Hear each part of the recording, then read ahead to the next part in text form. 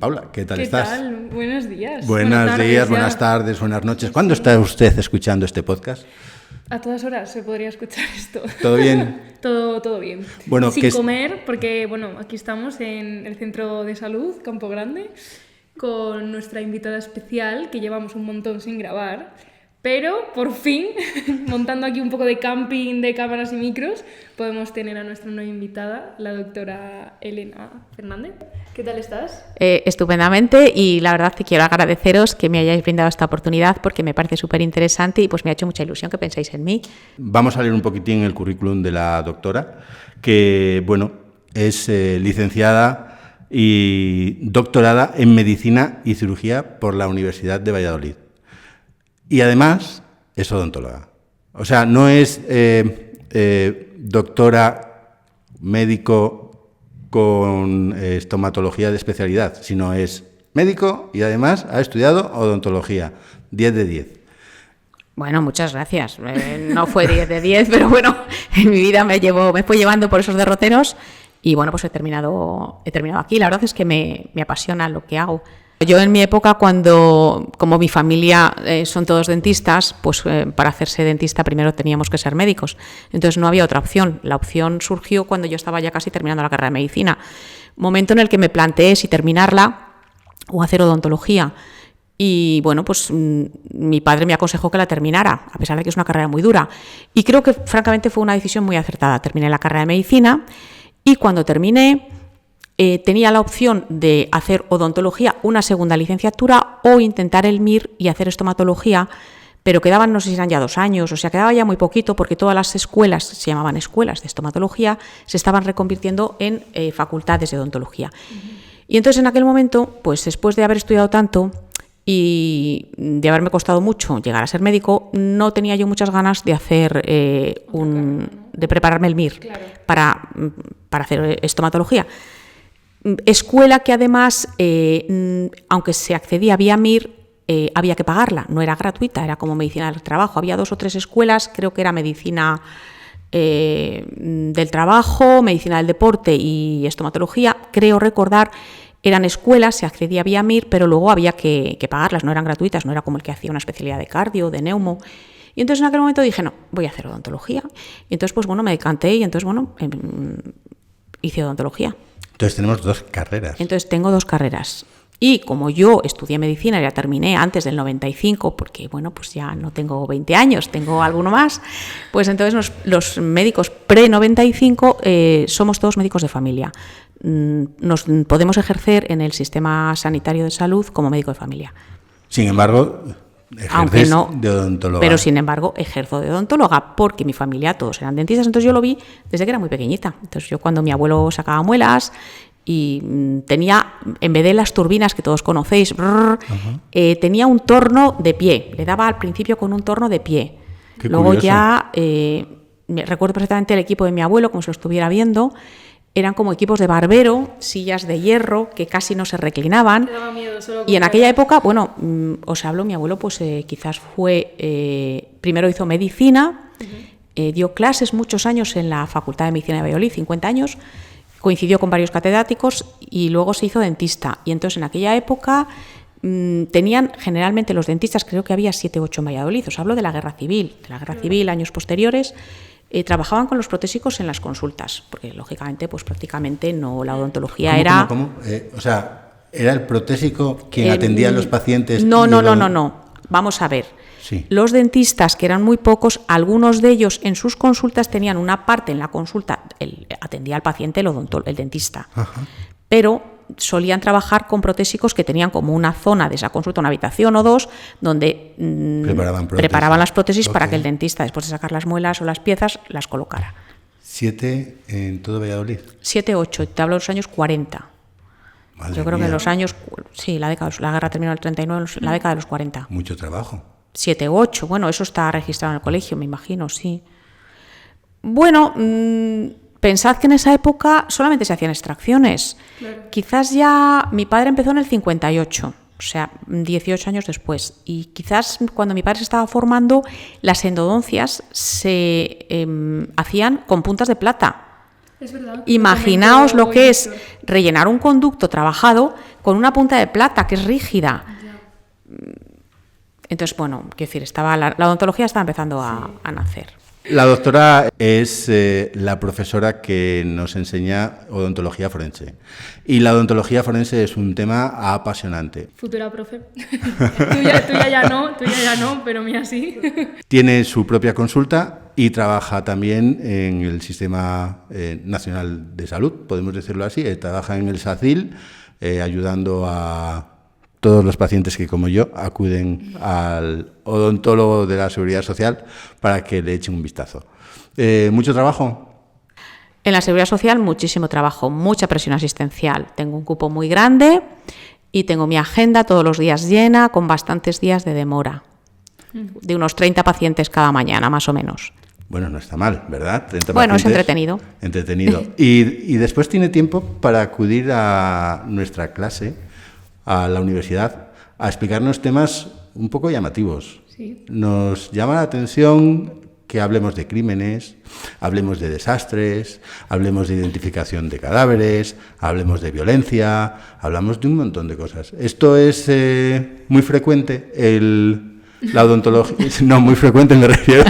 Sí, pero... Hombre, los crímenes... El trabajo del odontólogo forense, o sea, es algo... Porque, bueno, yo principalmente como que es una profesión que dices, vale, la odontología, ¿no? Y es pues el típico odontólogo que está en su clínica privada o aquí en el HOSPI o en el centro de salud, pero nunca te imaginas que a la hora de hacer una autopsia o algo, siempre te imaginas a un médico, ¿no? O sea, nunca te imaginas a un dentista. Las autopsias generalmente, como yo les explico, como os he explicado, las pueden hacer los médicos forenses. Ahora la medicina forense es una especialidad de la medicina. En mi época era una oposición aparte, ahora es una especialidad y la pueden hacer los anatomopatólogos. Pero en el caso que nos interesa de crímenes y de identificación de personas, generalmente es el médico forense. Que es curioso porque yo cuando terminé la carrera de medicina tengo que reconocer que a la hora de estudiar anatomía de cabeza y cuello, bueno, pues estudiamos muchísimo, pero a nivel de cavidad oral sabíamos que había 32 dientes de persona mayor y poco más, y 20 de leche. Entonces, en muchos casos los médicos forenses sí que piden la ayuda de un odontólogo que esté de alguna manera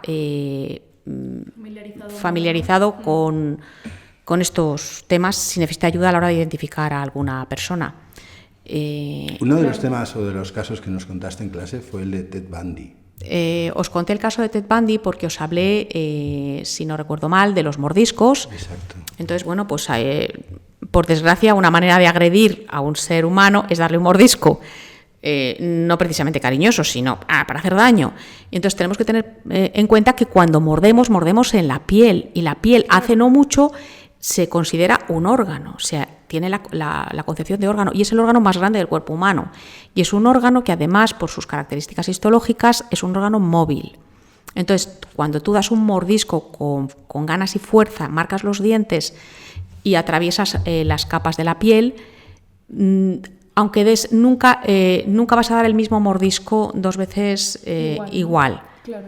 Y entonces es difícil, a no ser que los dientes que ejerzan la presión y rompan los tejidos para penetrar de la epidermis a la dermis y a la hipodermis, que rompan para penetrar, tengan alguna característica anatómica, pues que estén rotos o que estén girados o tengan apiñamiento. Si no, a veces es difícil la identificación de una víctima, la identificación del agresor a través del mordisco que tiene la víctima. Claro, porque yo pregunto, para identificar un mordisco, claro, ¿tiene que ser un cadáver reciente o la piel tiene memoria?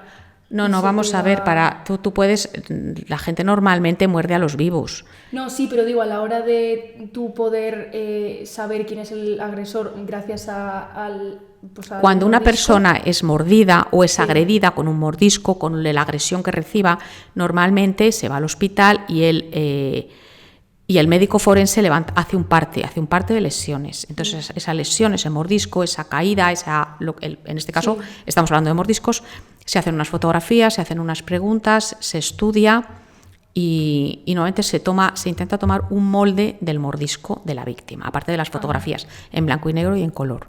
Ajá. Y se tiene en cuenta que hoy en día, gracias a Dios, tenemos el ADN y normalmente en los mordiscos hay saliva y la saliva, a través de las células epiteliales, tiene ADN. Eso, la víctima. Y entonces luego, bueno, pues se intenta buscar al agresor, quién ha sido el agresor. Entonces, si encuentran al supuesto agresor, que en principio tenemos lo del principio de inocencia, todo aquel es inocente hasta que se demuestre lo contrario, pues se le toma un molde de su boca y se intenta comparar. Cuando empezó el asunto se comparaba de manera más manual. Ahora hay programas informáticos que ya lo comparan puntos que tienen en común del mordisco, de la víctima y del victimario, que es el agresor. Y Ted Bundy, para quien no lo sepa, pues ha sido uno de los asesinos en serie más famosos, ¿no? De la historia. Sí, en Estados Unidos, y uno de sus características era que mordía a las víctimas. Mordía a las víctimas y creo recordar que se le descubrió, ya una de las víctimas a las que mordió, la mordió en las nalgas y la marcó bien los dientes. Entonces se la tomaron, creo recordar, fotografías a la víctima.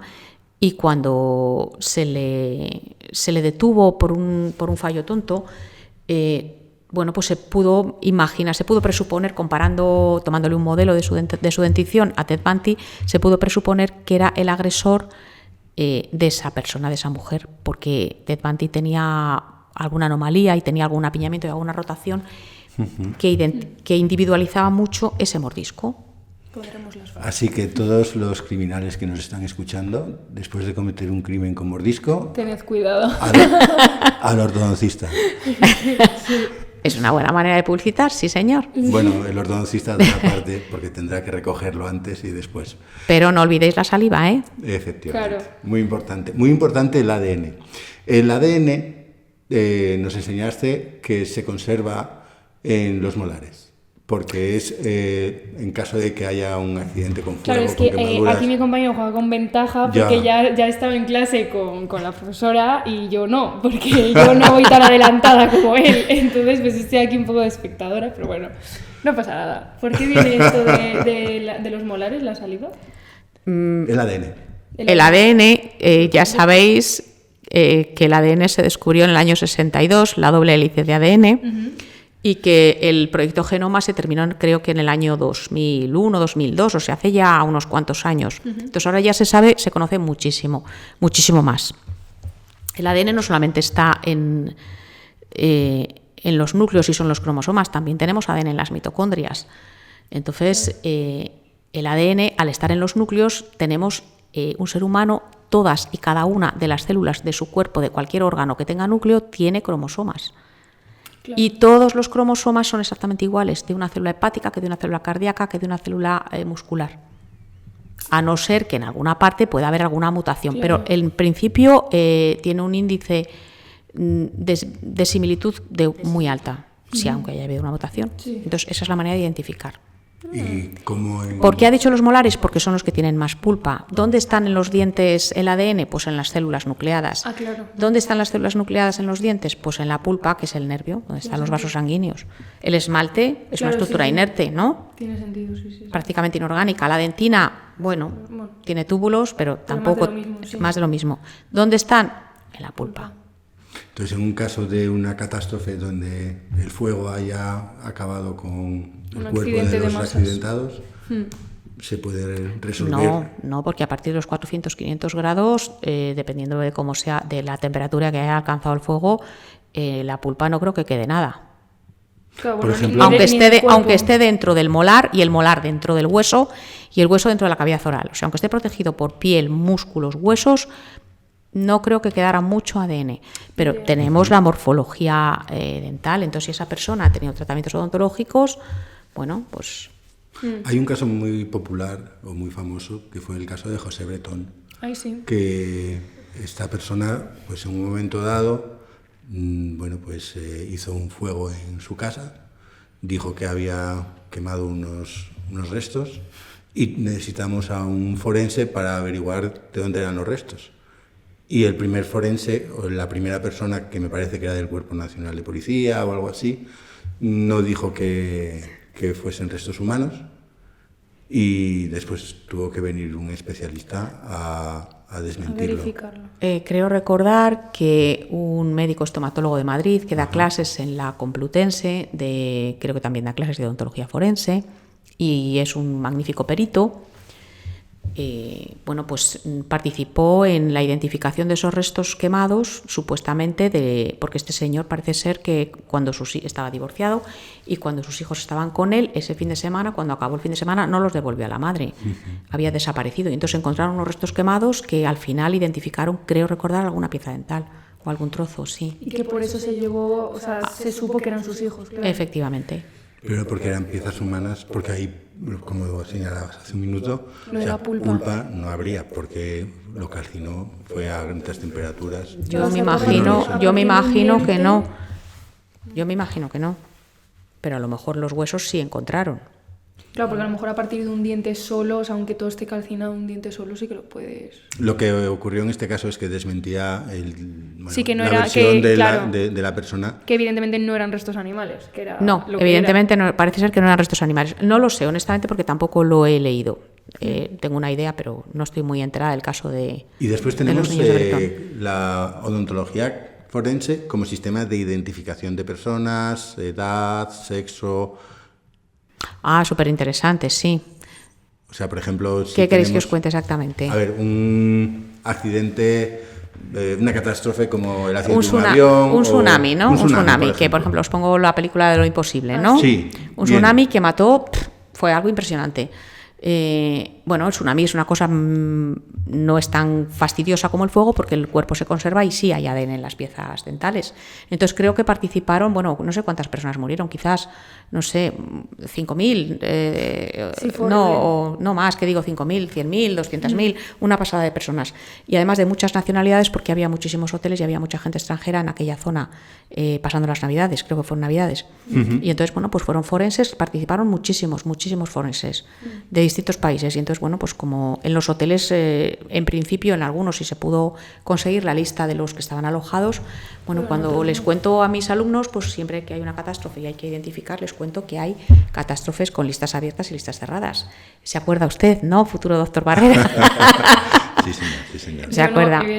Bueno, pues una catástrofe con una lista abierta, pues es pues un tsunami que pesca gente que puede pasear por allí y se lo lleva por delante y no se sabe que estaba en ese momento. Un tsunami, una erupción, un corrimiento de tierras, un avión que se estampana, se sabe quién iba en el avión. Claro. Entonces ya se sabe a quién se debe de identificar y a quién se debe de buscar. Entonces, bueno, en el tsunami creo que fue en Tailandia, ¿no? Sí. O por esa zona, bueno, pues un poco de mezcla de las dos cosas. Claro. Ahí te encontrabas. Y aún así todavía hay muchos cuerpos sin identificar.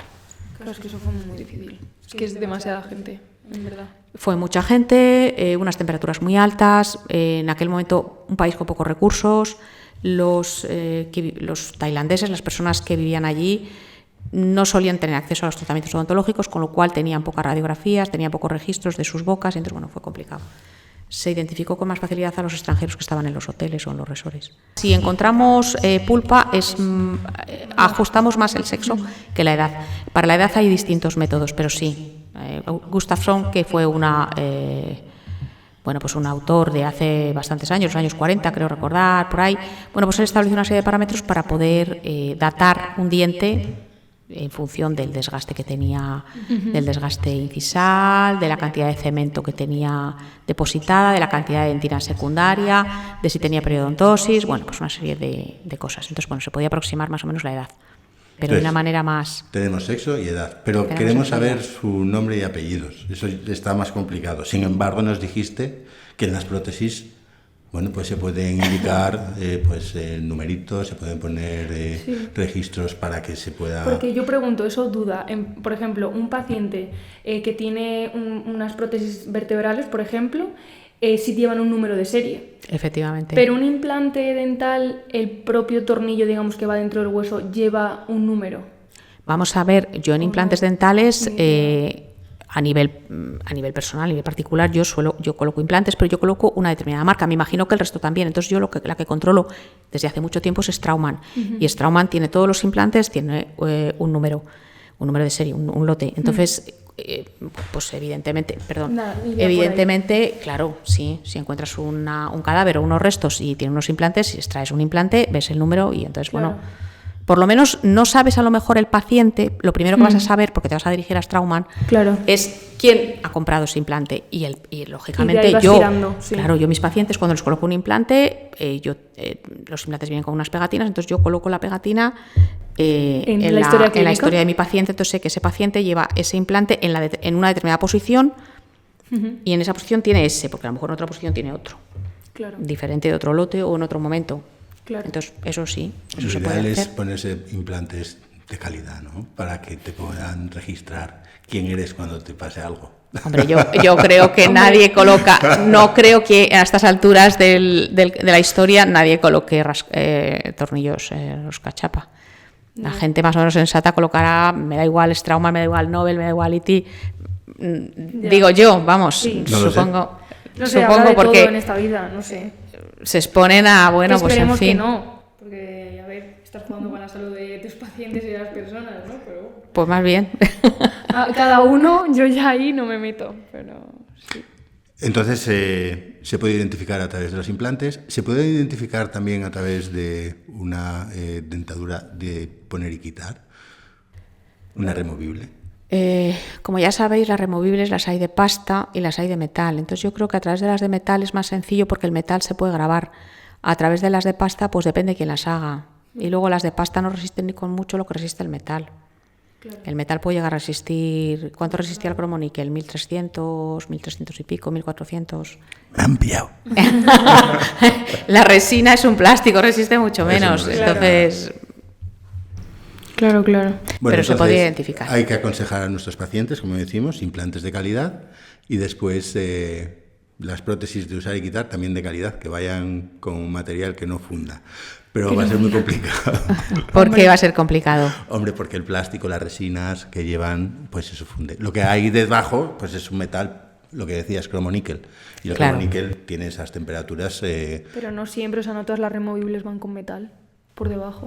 O sea, puede ser Un esquelético sí, pero, va a por llevar ejemplo, metal. Una completa, no. Bueno, Bueno, vamos a ver, hay completas con el paladar metálico. sí, pero hay algunas de resina enteras, todas. Bueno, las prótesis de resina evidentemente no, Esas ya no, pero si claro. haces una prótesis completa pero con un paladar metálico o con lo que llamábamos antes chapas metálicas, pues bueno, se presupone que algo más resiste que el... Sí, que el propio que el acrílico, plástico, el sí. plástico. Una de las cosas que me llamó la atención fue que para realizar una autopsia odontológica, existen diferentes métodos y que el método, bueno, pues como estándar consistía en coger todo el maxilar Bueno, y Yo aquí- separarlo de la cabeza. No sé. no es que existan diferentes sistemas. Una autopsia odontológica o de cavidad oral siempre es una autopsia. No hay, lo que hay son distintas formas de apertura, de acceder a la cavidad oral. Entonces va a depender mucho de cómo te encuentres en los restos. Si el resto está ya muy deteriorado, es una persona que ha sufrido quemaduras grandes, no va a poder mostrarse a la familia, pues la apertura y el acceso a la cavidad oral tiene una importancia relativa. Ya está desfigurado, pero sin embargo si es una persona que luego la van a mostrar, entonces pues hay que tener respeto y entonces abrirla de manera que puedas estudiar, pero luego puedas, esa persona, ese cuerpo recupere su aspecto original. Claro. Entonces se abre de una manera o se abre de otra para Pero acceder a me la llamó la cavidad atención oral. que se extrajera y el procedimiento que se sigue para tratar esos restos, para llegar al hueso. Que, bueno, ¿Y qué es lo que te llamó la atención? que se cueza, que hay que cocerlo. Que se No, cuece. vamos a ver. ¿Cómo es? ¿Cómo es? No Cuéntanoslo hay en que detalle. cocerlo, no hay que cocerlo. Vamos a ver, como tenemos que hacer la autopsia de una cavidad oral, tenemos que acceder de la misma manera que el cuerpo se abre a nivel torácico y a nivel abdominal. Bueno, se están las vísceras, se estudian y tal.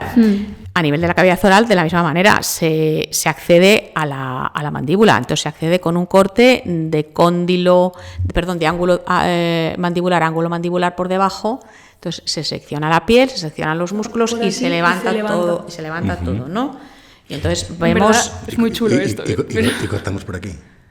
Para Entonces, si extraer. si con eso tenemos suficiente, si queremos extraer la mandíbula, podemos extraerla a lo mejor entera si desarticulamos la cápsula articular a nivel de los cóndilos, y si no, pues cortamos la rama ascendente a distintos niveles. Una vez que hemos cortado y hemos extraído la mandíbula, ¿qué hacemos con ella?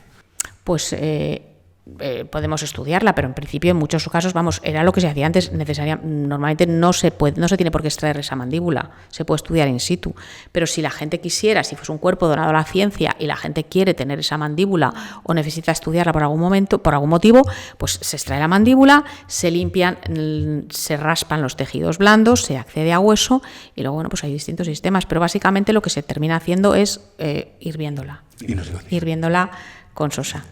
Pero sin pasarse mucho, porque entonces te cargas el hueso y entonces bueno, pues hay varios sistemas. Es que yo lo imaginaba en mi cabeza. Me imaginaba en la cabeza.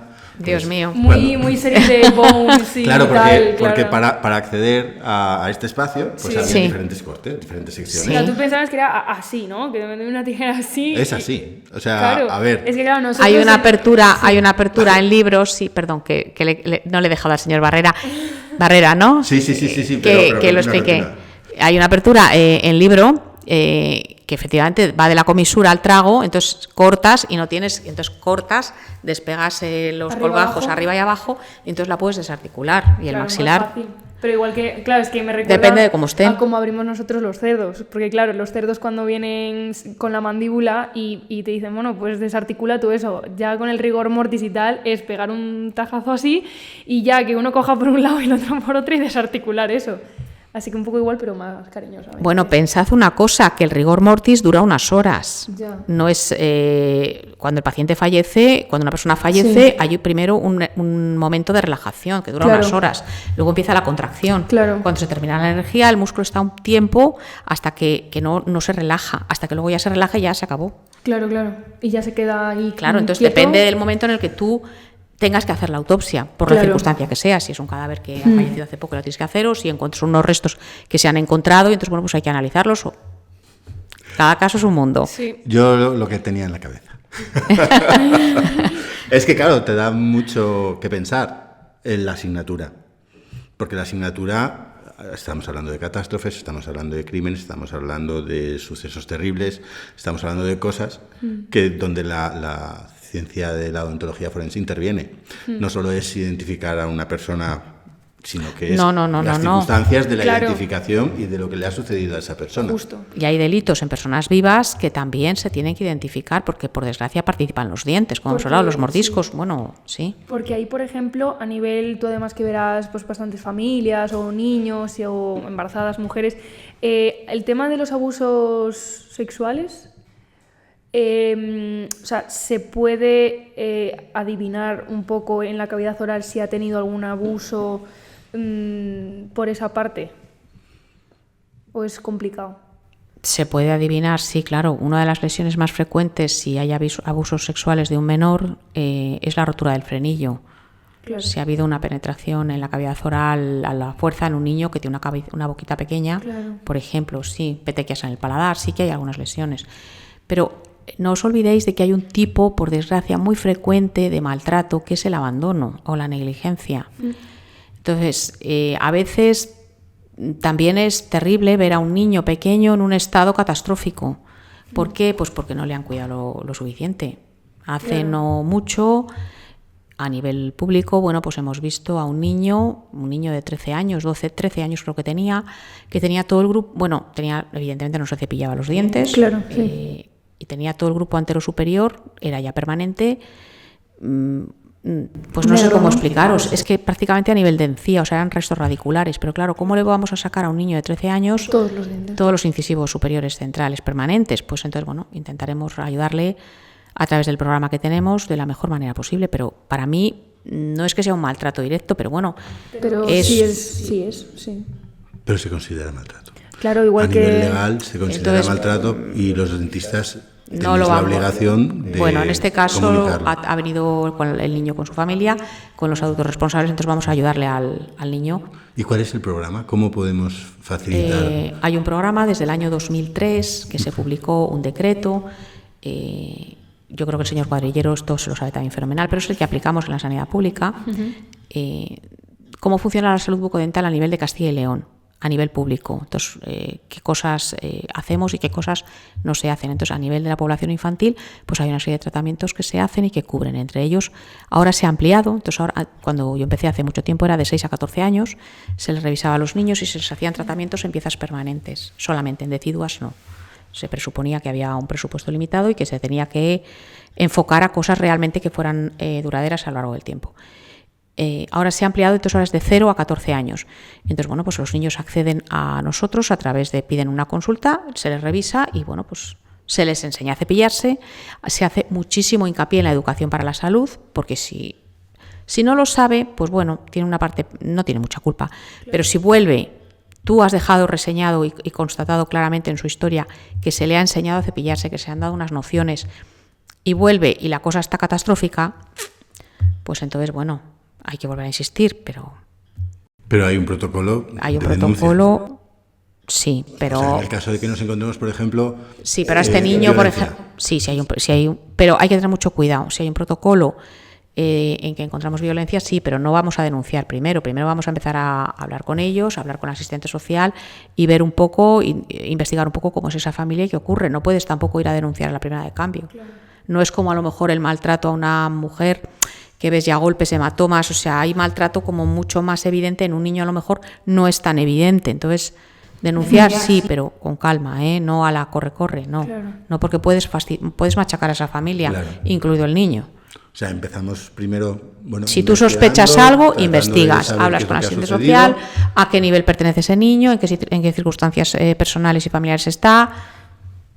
Y después ya se toman decisiones de cómo se puede resolver, ayudar, colaborar. Efectivamente, para que porque lo que nos interesa son los resultados, que ese niño deje de ser maltratado y pueda acceder a una vida normal. Porque si, por ejemplo, a ese niño quien lo maltrata es su padre o su madre, o sea, tú como clínico, ¿cómo te enfrentas a esa situación? O sea, a mí me parecería como muy complicado que si sabes a ciencia cierta qué son los padres, ¿cómo acabas comunicándote con ellos para decirles eso? ¿O se lo dice el abogado en este caso?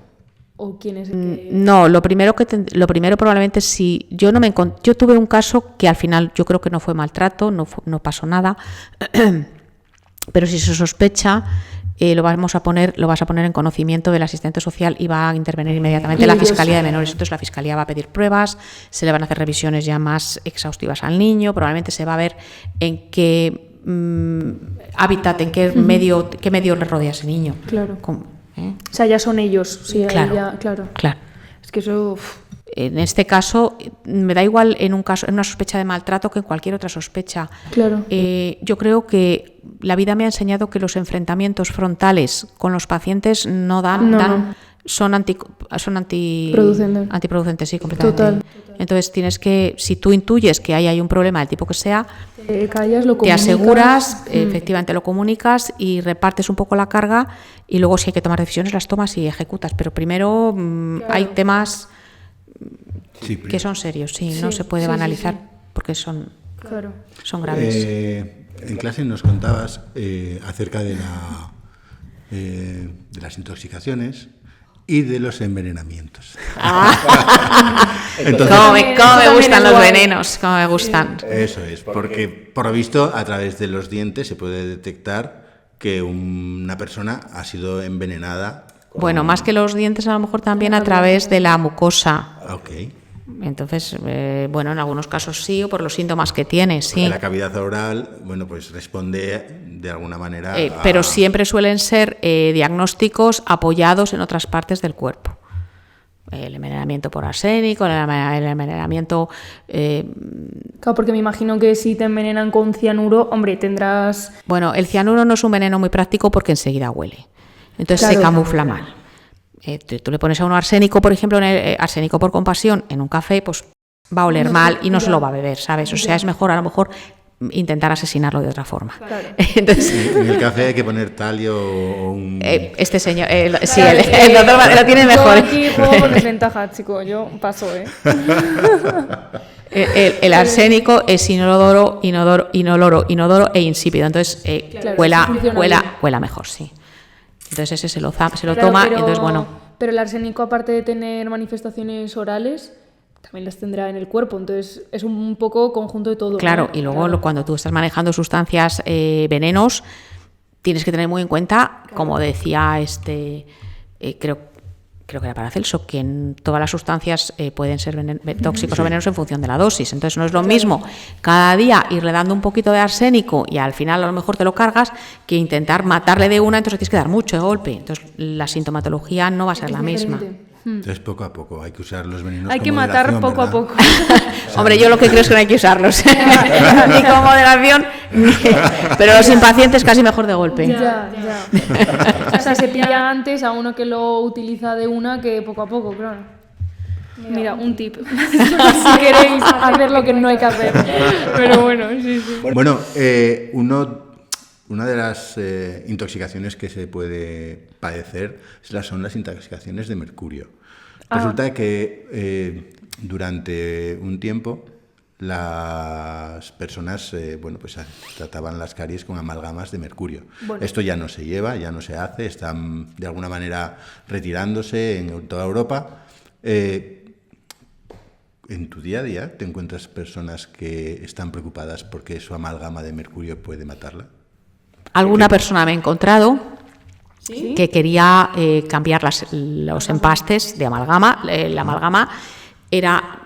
Yo quizás hice alguna obturación, algún empaste de amalgama hace muchos años, pero ya cuando empecé a ejercer la odontología no he hecho ninguno, la verdad. Entonces tenían una pequeñísima parte de mercurio. Y yo recuerdo cuando era pequeña, mi padre sí que hacía muchas. Entonces se mezclaba no en cápsulas predosificadas como utilicé yo cuando empecé, que venía ya todo encerrado en una cápsula, se apretaba la cápsula y se metía en un aparatito que vibraba y te salía ya como una pasta, ¿no? La amalgama, pues eso, la amalgama de metales, por eso se llama amalgama, porque eran una serie de metales, mercurio, efectivamente. Plata, ¿no? Y el mercurio sobrante de esa vibración salía como en bolitas. Salían bolitas que se eliminaban. Igual que cuando lo llevabas a la cavidad y atacabas, empezabas a espachurrar, a dar fuerza al mercurio, a la amalgama, salían las bolitas de mercurio que sobraban. Pero claro, ¿a dónde iban esas bolitas? Pues normalmente había una especie de goma que se retiraban. ¿Se absorbía? No, se retiraban como a la bandeja. Los dentistas normalmente, ya sabéis que trabajamos con una bandeja en la que, bueno, pues tenemos una especie como de vasito para desechos, luego tenemos pues la bandeja, pues el espejo, tal. Entonces, esas bolitas en algunas ocasiones, o sea, no se las tragaba el paciente, se eliminaban con el atacador. Pero claro, yo hablo de la época de las cápsulas predosificadas, pero es que anteriormente se hacía todo manual, o sea, había como mercurio por un lado y por otro lado toda la amalgama, entonces se juntaba, entonces había mercurio a veces en el ambiente, entonces lo malo era el mercurio que se inhalaba. Claro. De ahí ya sabéis que en España las minas de Almadén fueron las grandísimas productoras de mercurio desde la época de los romanos, estuvieron activas, abiertas, yo qué sé, 2000 años, un montón, hasta hace relativamente poco, yo no sé, quizás 2003, 2000 y poco las cerraron. Entonces, por eso también se ha prohibido el mercurio de los termómetros, que yo reconozco que iban fenomenal, pero bueno, pues ahora tenemos que usar de otro tipo, con pila. Verdad. Bueno, también van bien, ¿no? Entonces, bueno, yo creo que no creo que no son tan fiables, pero bueno, sobre todo es lo que hay. Yo me acuerdo cuando el COVID, que te apuntaban y era como inmediato y te medían la temperatura plus en todas las clínicas. Tenías que pasar por el filtro de ¿cuántos no sé exactamente cuál es el mecanismo que utilizan los termómetros de pistola, no tengo ni idea, pero bueno, me imagino que ajustan bastante. Bueno, yo como soy de las de antes, a mí me gustaban los de mercurio. Sí. A mi pero madre bueno, también. Es así. Hasta que los tienes, hasta que se te rompen de la y misma manera ya. que yo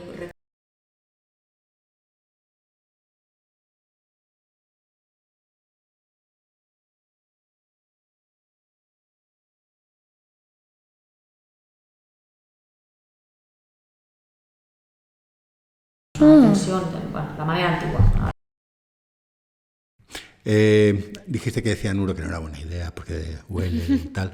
Sin embargo, muchos nazis, los nazis utilizaban, y los rusos también, el servicio secreto ruso, utilizaban dientes que estaban cargados de cianuro y cuando eran detectados y cogidos, mordían y se morían. ¿Esto es un mito? ¿Esto es verdad? No, yo creo que eso es verdad. Pero como yo creo que eso es verdad. cianuro en la pieza dental.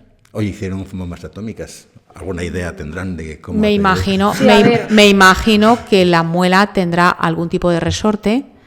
Evidentemente tú puedes masticar, será un tipo de corona, que en una parte tendrá una cantidad lo suficientemente grande y concentrada de cianuro, Claro. para que ellos puedan morder de una determinada forma y activarla. Lo que no sé es cómo mordían de esa forma, la verdad, no estoy puesta, pero bueno, me Mordiendo puedo un enterar. lado Sí, o porque- Me algo. puedo enterar y entonces el siguiente curso les machaco con este asunto. A mí. Sí, porque Pero no imagínate- quiero dar ideas, no sea que alguien se quiera suicidar Ya, mordiendo algo de cianuro. Pero es que, o sea, a mí me llama Es la atención heavy, eso, es sí. heavy. O sea, es como si a lo mejor te fuesen a hacer una endodoncia, te abren, te colocan, yo qué sé, un poco de cianuro ahí para que tú luego muerdas, en vez de morder así, muerdas un poco así y te... Entiendo que tendría que ser algo así. Claro. Que podrían masticar correctamente siempre, pero deberían tener algo Como una posición en que de alguna concreto. manera hiciera que se abriera, claro. Pienso Y que eso sí. era, claro, para suicidarte, claro. Evidentemente, porque si se abría, Bueno, se pues abría. no lo veo mal. O sea, porque, No, o sea, yo lo veo bastante mal, perdona, bastante mal. Pero lo veo bien en el sentido de, joder, Bastante mal. En situaciones de guerra y de tal, que es muchísimo estrés y tal, es como, bueno, puedes Yo, decidir por mi matarte, forma aunque, de bueno, ser, te pasa es muy contigo respetable, ¿eh? Yo, por mi forma de ser, yo pienso que la vida ante todo. Ya. Siempre la vida. Y yo también, pero no me querría ver yo en una guerra, la verdad, también te digo, No, hombre. También es no- más fácil no pegarte queremos, un tiro, no quere- pero no- bueno. no Bueno, queremos, las pero- guerras de ahora ya sabéis que son bacteriológicas, entonces no van a necesitar el cianuro, sueltan a otro coronavirus o otro Sí. virus, como lo quieran llamar, y ya está. Entonces sí, literal. se cargan a otro montón de gente. Los rusos son muy particulares. Y, claro, vivimos en la parte no rusa del mundo. Entonces, Claro, es que Rusia es muy grande, claro, sí. Sí, me refiero a que nosotros tenemos la visión de la parte no rusa, ¿vale? Habría que escuchar a los rusos, porque a lo mejor los rusos dicen exactamente lo mismo del otro Sí, bloque. sí, sí. Pero los rusos se curraban mucho el tema de los venenos, eran muy máquinas. Y entonces eso que pasó cuando el telón de acero ha continuado con Putin y son unos máquinas haciendo inventos. Purgas con venenos. Sí, y ahora, bueno, pues... O sea... En plan, yo te pongo en el café un poco de plutonio enriquecido, o te doy un Sí, no sé qué, alguna- o te pongo un no sé cuánto. Y ahí te quedas en el sitio. Claro, si tenemos el caso del disidente ruso Navalny, que fue... bueno, Es tremendo porque ya sabéis que todas las sustancias radioactivas matan, pero no es como el cianuro que te mata en pim pam pum, no, estas te matan en un día. O Claro, dos. tú estás No en mucho sufriendo ahí- tiempo, pero sí está sufriendo una serie de horas. O sea, es un tiempo en función de la cantidad de material radioactivo al que hayas estado expuesto. Entonces tienes esa manera de matar de parte de los rusos, que es como inmediata, pim pam, en 7 días estás fuera del mercado. Y después tienes la forma de matar o de producir daño de las multinacionales. Uy, Vale. uy, uy, ¿de qué vas a hablar? Vamos a hablar, Exacto, sí. Vamos a hablar de Dupont y de la fluorosis. El teflón, y que afectaba directamente a la cavidad oral, afectaba a los dientes, era una manera El problema del flúor, como que a mí es un tema que me chifla y en el que, bueno, pues ya sabéis, bueno, tú no lo sabes, pero lo sabrás, es que en determinados momentos del desarrollo de un ser humano puede ser súper tóxico Sí, y eso sí, producir lo sé. alteraciones en el sistema nervioso central. Entonces no es lo mismo una fluorosis que un niño, y no es lo mismo que el flúor llegue a nuestro cuerpo a través del agua de bebida o de un colutorio que nos enjuagamos y escupimos, a que llegue a través de los alimentos que lo ingerimos al tubo digestivo. Claro. No tiene nada que ver, ni las Claro, porque la concentraciones, absorción es diferente también. completamente diferente. En Francia, y mira, se trataba de odontólogos de la Seguridad Social. Los odontólogos de la Seguridad Social, bueno, pues como cualquier odontólogo en España y en el resto del mundo, promueven los dentífricos con flúor. Pero al mismo tiempo en Francia había zonas donde el agua estaba muy fluorada. Entonces, la combinación de un dentífrico fluorado con el agua fluorada de todos los días provocaba fluorosis Demasiado. en un montón de... Claro, porque estás ingiriendo más cantidades de flúor Bueno, de las que tienes que ingerir, yo ¿no? creo, perdonadme, a lo mejor me equivoco, no lo sé, pero yo creo que lo que producía la fluorosis Era no el es la agua. combinación, es simplemente el flúor en el agua. En el agua, Cuando claro. es mayor de 2 partes por millón, sobre todo en el periodo de formación del diente, antes de los 8 años, es cuando aparece la fluorosis. Claro. Que luego tú utilices pastas fluoradas o no utilices pastas fluoradas, bueno, es otra cosa, porque es una cantidad muy pequeñita de flúor que Claro. entra en contacto con la saliva y remineraliza cambia los iones hidroxilo por iones flúor. Entonces es otro tipo de remineralización. Bueno, y también depende no causa la etapa de edad, porque igual que nos dicen en odontopediatría que, pues evidentemente a un niño de 4 años que empiezas a lavar los dientes no le puedes poner la misma cantidad de partes por millón de flúor que a mí o a un adulto. Entonces, claro, me imagino que a nivel en el agua, claro, habrá muchísima más. Hay mucha variabilidad de concentración de flúor en distintas aguas. Hay zonas de África y de la India que pueden tener 25 partes por millón de flúor. Claro. Entonces los dientes, yo recuerdo hace bastantes años, venían muchos niños saharauis y entonces les mandaban en verano, venían a hacer los programas de intercambio, lo recibían aquí las familias, porque en realidad no era un intercambio. Entonces los traían, una de las cosas que hacían era revisiones, entonces yo les revisaba en verano a estos niños, y entonces tenían la mayor parte de ellos fluorosis, los dientes blancos, nosotros feos, de los blancos que eran como tiza. Y normalmente en argelinos también, que vienen de allí y tal, sí, también. En España, pues hasta hace poco había provincias o ciudades que fluoraban el agua pública. Bueno, en el año 85 la Comunidad de Andalucía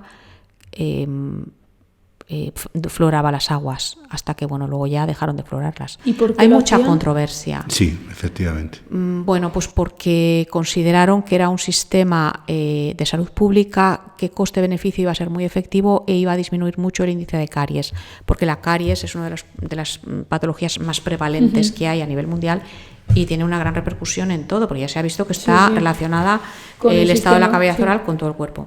Entonces, pues fluoraron buscando eso, el beneficio de la disminución de la incidencia. Y vieron que no, claro. De caries. Bueno, pues no mucho, no, por una serie de problemas. Y claro, luego, porque no es lo mismo a lo mejor el flúor en el agua que el flúor en una pasta dentífrica, o sea, son como un sustrato diferente. Es muchísimo más efectivo pequeñas cantidades de flúor varias veces al día que remineralicen desde fuera, claro, que no, porque el diente acepta el flúor cuando está periodo de formación. Después ya no lo acepta tanto, no lo acepta vía sanguínea. Lo que le viene bien es el flúor que llega a través de la saliva. Claro. Entonces, bueno. El caso de Dupont, pues fue muy, muy sonado porque fue una de las sanciones, multas más grandes que se produjo en Estados Unidos, porque había miles de personas afectadas, millones creo que no, pero había miles de personas afectadas, sobre todo en las personas que vivían alrededor de la planta que producía el teflón. El teflón de aquella, no el teflón de ahora, el teflón de aquella.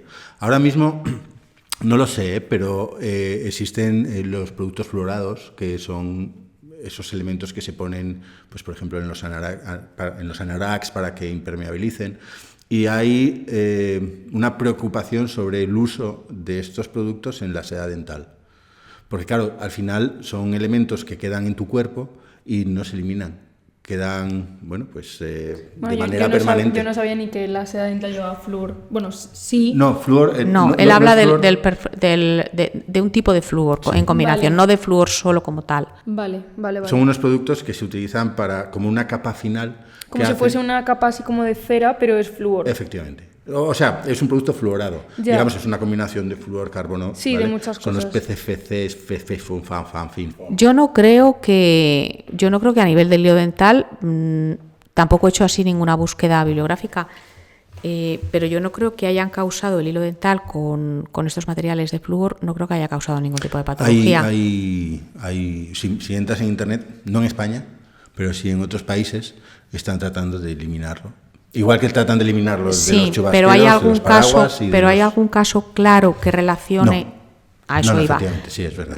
Utilización, que lo quieran eliminar me parece correcto, porque siempre eliminas un riesgo, pero no hay ningún caso claro de utilización de hilo dental con los perfluoros, con las sustancias fluoradas, problemas a nivel orgánico, que yo sepa. Claro. De la misma manera que en nuestra profesión, en los 80, cuando yo por ahí, más 80, 90, cuando empecé ya a ejercer y estaba ya terminando la carrera y estudiando, surgió el SIDA. Entonces fue aquello como una especie de vuelco social en aquellos años, ¿no?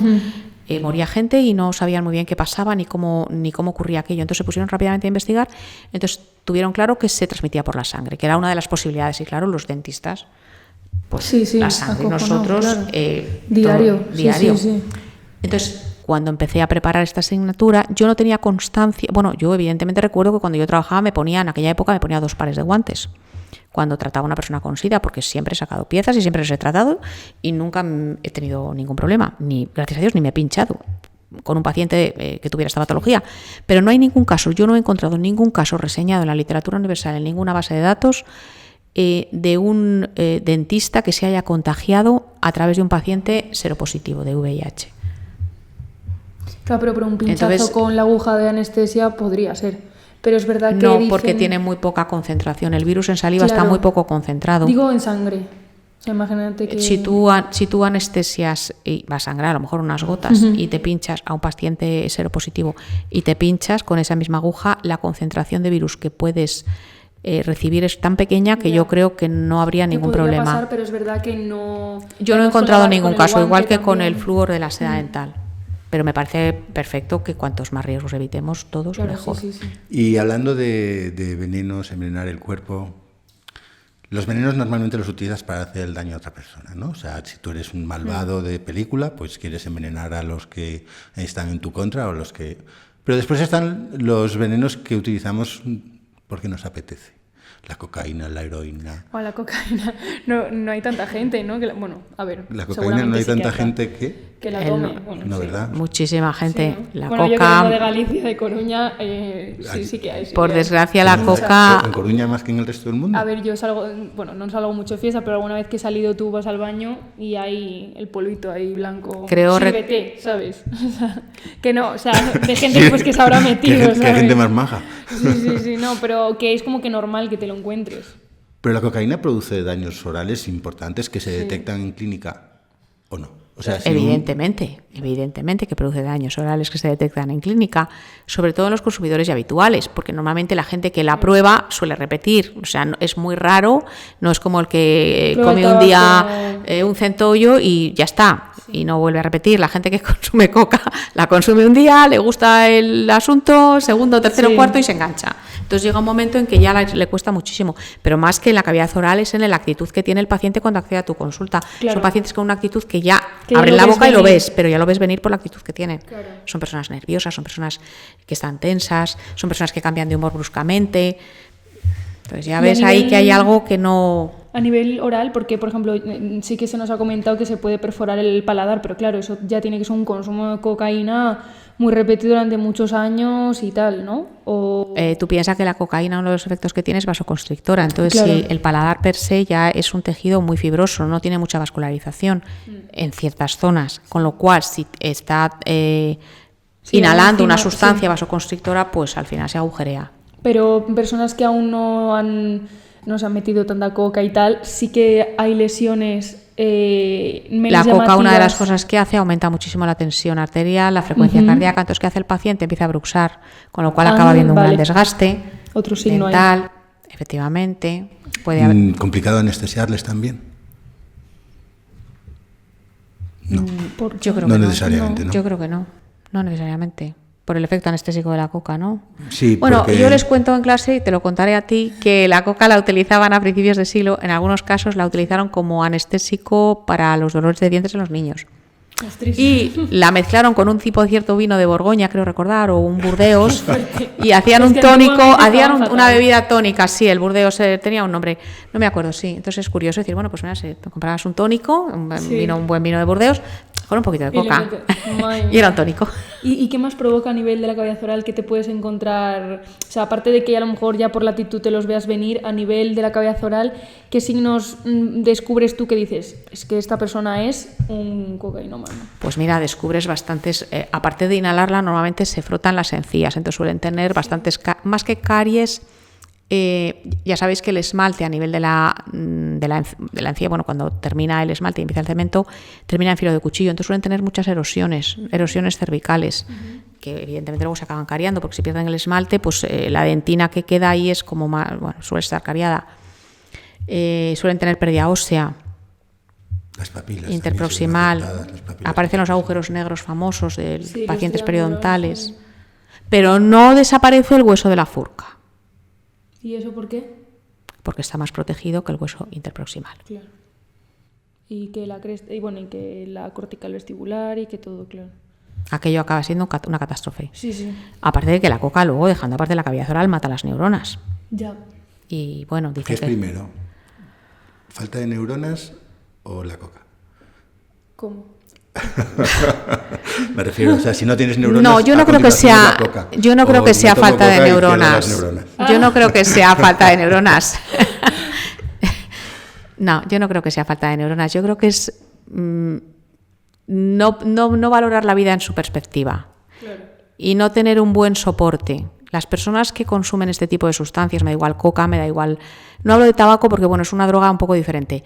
Marihuana, coca, sustancias psicotrópicas... Setas, MD, ¿no? Todo esto. El LSD, sí. Sí. Suelen ser personas que no tienen un buen soporte familiar, suelen ser personas que, por lo que sea, hay Necesitan algo ahí de que algo falla. extra Sí, para sentirse mejor. sí, o efectivamente. Es la evadirse. opinión que tengo, ¿eh? Sí, sí, suele ser. Y luego hay gente pues que la prueba porque sí, porque a ver, como todo, por ejemplo, el tabaco, el alcohol, tú no lo pruebas porque te guste. O sea, a nadie le gusta el alcohol bueno, el alcohol, a lo mejor un cóctel tal sí, pero el tabaco no gusta de primeras. No, En el evidentemente. paladar a lo mejor no, pero bueno, los efectos que tienes. ¿El tabaco? No, pero digo que a nivel drogas, El que tú no tabaco- te las metes porque sí, en plan, porque al principio no gustan. Por ejemplo, el tabaco no tiene buen sabor, es porque te vas a forzar sí, a ello. cuando hablo de los efectos... El resto no sé por qué no lo has probado. No te puedo no decir. hablo solo de los efectos que te pueden producir en el cuerpo, sino los efectos en general, ¿no? O sea, el tabaco es un aglutinador social. O sea, te permite Claro, por eso. implicarte en el grupo Bueno, porque compartes ese hábito. lo fue. Sí, lo fue. En mi época lo fue. Lo sigue siendo, pero ahora es verdad que sí No, que se ahora lleva ya un no poco es un más- aglutinante. Bueno, evidentemente yo no tengo vuestra edad. No, ahora se lleva, o sea, creo que ahora al estar mejor visto también como la vida así más saludable, deportista, tal, no se ve tanto, pero bueno, sigue habiendo gente de... Mismo yo, cuando salgo de fiesta, que yo no bebo ni fumo ni nada, el tabaco no se me ofrece, pero sí es como, ¿no vas a beber? Es como que parece que si no bebes una copa o algo es como...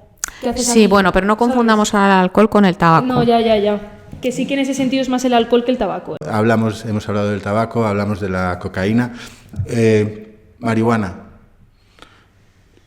La marihuana, tengo aquí apuntado. Mucha sequedad de cavidad oral, bastantes caries porque tienen más gusto por el dulce, pero tampoco produce excesivas complicaciones la marihuana. Lo que sí que está claro últimamente es que el fumador habitual de porros pierde neuronas. Eso está ya hiper mega demostrado en multitud de estudios. ¿Y saliva? Muy poquita, boca seca. Claro, ¿y la boca seca viene a caries? Claro, la boca seca produce muchísimas caries de cuello, descalcificaciones, erosiones en los cuellos. Y entonces, una vez que el cuello pierde el esmalte, Claro. La dentina ya secaría. Uno de los efectos que tiene la marihuana es que te da hambre.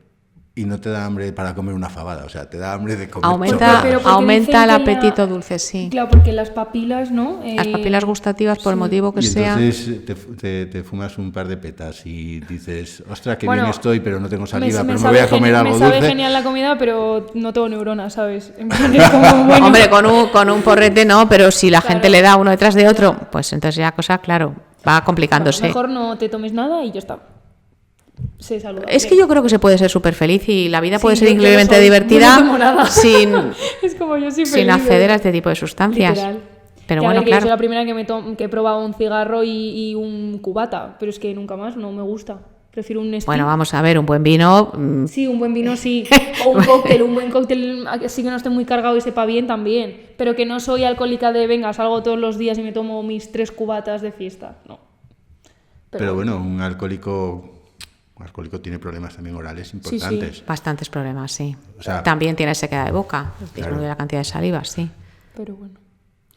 Qué pena, ¿no? O sea, Ya, vamos a acabar sí, hablando vamos a de acabar. personas que se drogan, que fuman, que Bueno, beben. aquí lo importante es que si intuís en vuestra consulta, cuando hablamos de las intoxicaciones, a alguno de estos pacientes que le dé por la marihuana, que le dé Por la coca, por la coca, porque es lo que vamos a ver, porque un Sí. heroinómano cada vez hay menos, Y no van a venir por un alucinógeno consulta. de estos de pastillas de meta tampoco suele venir.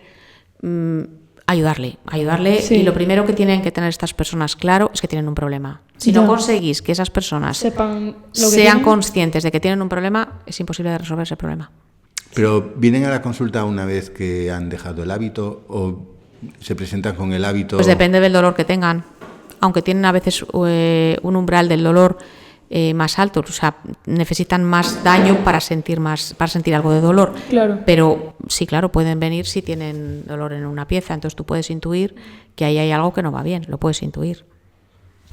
Igual que si tienes también calma, pues alguna vez me ha pasado hablando, aunque yo tengo poco tiempo, pero sí que es cierto que a veces me han comentado algunas personas, bueno, pues que han sido maltratadas. Claro. Mujeres, bueno, pues Claro, entonces, claro, tú intentas meten... ayudar a ese paciente en ese momento. Hombre, claro, por supuesto. Pero vamos, tampoco pretendas en una consulta o en 2 o en 3 resolver un curarlo. problema, O sea, no, es resolver un imposible. problema que lleva mucho tiempo. ¿Pero te lo dice la propia paciente o lo En detecta? algunos casos lo dice la propia paciente, en otros casos tú la conduces porque tú notas que ahí hay algo raro. Igual que en los Entonces, abusos, no te lo van a No decir. sabría explicaros, hay maneras de preguntar, maneras de llegar y bueno, pues... Pero te lo cuentan, pero a nivel de confianza, no para que tú lo escales. No, evidentemente. Pero tú tienes la obligación es de una alguna manera de desahogarse. Claro. Sí. O sea, no van diciendo, como no me he dirigido a la vamos a ver, comisaría, voy al odontólogo que lo tengo a Una mano. persona, generalmente mujeres, cuando son maltratadas, se van a urgencias. O sea, la mujer Claro. per se maltratada normalmente entra en el sistema sanitario de entrar por urgencias. Aunque luego se arrepienta. ¿Por qué? Porque ha tenido una lesión física que la ha obligado a ir a urgencias. ¿Y en la consulta? Luego ha podido tener una rotura dental, ha podido tener otro tipo de... Pero primero ya ha ido a urgencias. Porque para que tuviera un diente roto seguramente ha sido por una bofetada, Pero bueno, que te por un pueden empujón, llegar por una también, lesión. por una lesión, por ejemplo, en la boca, que le duele la boca y viene a ti también, pero es menos común. Es menos común. Pero podría pasar. Sí. Normalmente acceden a través de urgencias. Hay que ayudar a todo el mundo. Si vienen, sea con lo que sea, un cocainómano, un abuso, lo que sea. Sí, pero hay que ayudar. ahí tenéis... Yo no sé si la odontología, a mí la medicina me enseñó.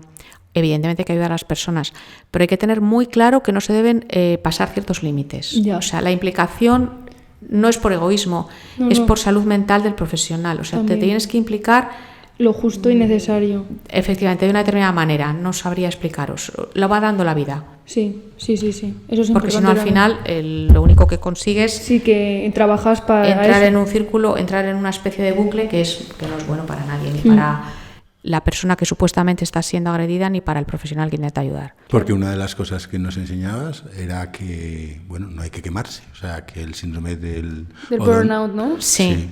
O sea, que llega un momento en que a lo mejor te implicas, pero no encuentras recompensa, te estresas, te desgastas y después ya llega un momento en que como que te anulan, ¿no? Y que tienes poca motivación para seguir en esa Trabajamos línea. en un campo muy pequeño, con gente cada vez más exigente, que más sabe porque tenemos internet, entonces ellos saben mucho más que tú. Entonces, bueno, pues Sí. hay que torear las situaciones y procurar, pues eso, hacer lo ¿Cómo que la podamos. toreas tú? Pues mira, una cosa que creo que es súper importantísima es saber qué es lo que quiere el paciente. Y para eso necesitas tiempo. Y aunque yo tenga poco, te tienes que enterar de lo que quiere y de lo que espera ese paciente, de qué es importante para él. Porque Y antes de hacer ciertos tratamientos, no sacar una pieza rota o un empaste, antes de ciertos tratamientos tienes que hablar con el paciente y que el paciente tenga muy claro, y tú también, qué es lo que tú le puedes ofrecer y qué espera él conseguir. Claro. Las expectativas son Sí, clave. es imprescindible. Aunque Sí. tengas que empezar por otro tratamiento diferente, siempre tener claro Es lo que quiere el paciente. tiempo que empleas en hablar con tu paciente es fundamental. Tesoro, sí. Elena, había una serie hace años que se llamaba House, donde qué un doctor Me decía, encanta. son unos mentirosos, son unos mentirosos. No la he visto esa serie, pero ¿No? bueno. ¿No viste House? No la he visto. ¿Pero sabes cuál es? Sí, Ah. creo que es una serie de médicos norteamericana o algo así, ¿no? Sí, no que la he es como visto. que él es un gurú, en plan que es muy listo y siempre llega al diagnóstico. Yo creo que no hay que mentir a nadie. Lo que en ocasiones es saludable es la omisión. Si tú ves una lesión en la cavidad oral, yo he visto pocas, pero alguna he visto, que tienes claro que eso es un carcinoma, no se lo puedes decir. Yo creo que en una primaria no le puedo decir al paciente, tiene usted un cáncer de suelo de boca. No, eso no, pero No, hacer un informe, House, mandarlo... Cuando se refería a mentir, no era mentir él, era que los pacientes llegaban a la clínica y no contaban toda la verdad. Ah, bueno, Ocultaban- sí. Eso ya te digo yo que sí. Que es verdad. Sí, O sea, que sí. ocultan Como cosas que quien pueden dice ser que relevantes. En nuestro pequeño ámbito diariamente, a un nivel completamente, iba a decir, sin importancia, cuando yo a los niños, pero niños adolescentes, 13, 14, porque les vemos hasta los 14, ¿te limpias los dientes? Todos los días. Entonces abres la boca, coges una sonda y sacas un trozo de pollo. Claro. Y fue Entonces, ese momento no te nada limpias más. los dientes. Claro. Es evidente. Literal, es evidente. Agarrarás el cepillo. Puede que lo muevas en el aire, pero ya está. Eso es todo lo que hace el cepillo. Tu experiencia te permite suponer lo que oculta.